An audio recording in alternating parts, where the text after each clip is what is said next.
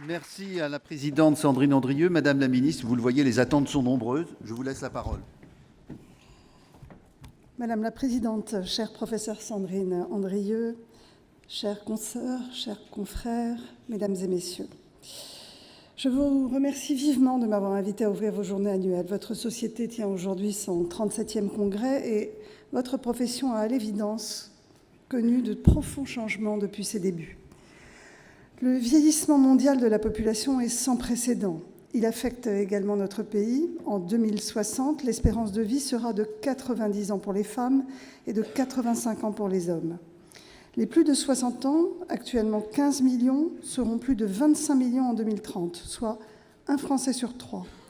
Ce temps supplémentaire pour chacun, gagné sur la mort, c'est avant tout de la vie en plus pour tous. Nous devons en conséquence favoriser les projets de vie des personnes âgées, en respectant leur libre choix. 90% d'entre eux souhaitent vieillir à leur domicile et en garantissant le plus longtemps possible leur autonomie.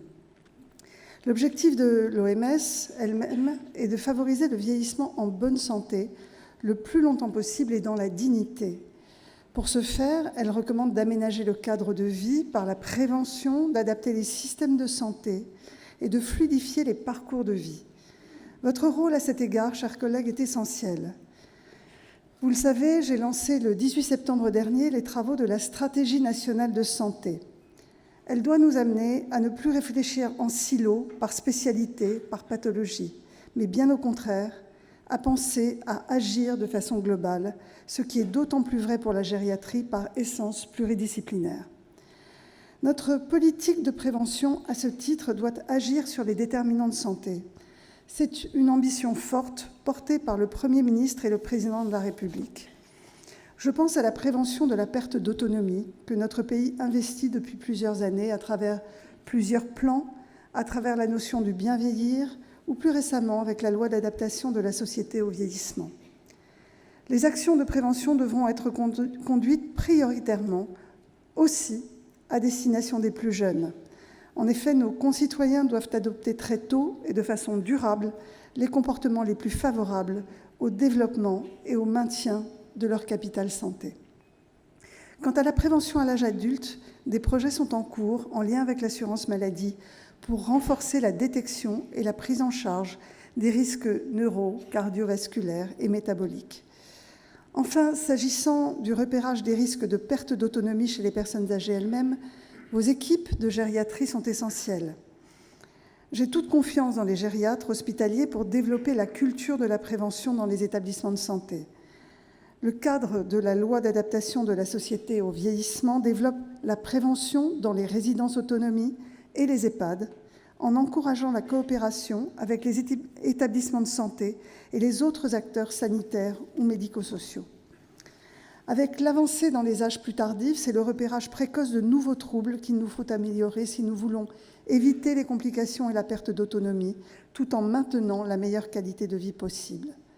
Je pense en particulier au repérage des troubles neurocognitifs et des maladies comme la maladie d'Alzheimer, ainsi qu'au déclin fonctionnel.